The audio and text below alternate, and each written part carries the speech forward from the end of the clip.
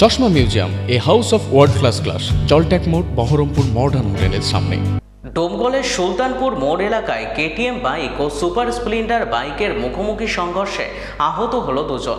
স্থানীয়দের প্রচেষ্টায় আহত দুই ব্যক্তিকে ডোমকল সুপার স্পেশালিটি হাসপাতালে নিয়ে আসলে গুরুতর অবস্থা দেখে বহরমপুর মুর্শিদাবাদ মেডিকেল কলেজ ও হাসপাতালে রেফার করে চিকিৎসকেরা।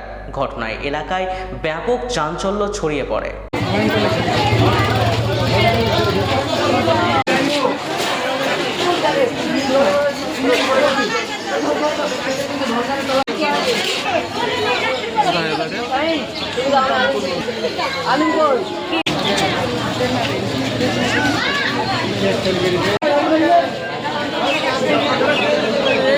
এই রুগীটা তো মরে গেছে, দেখতে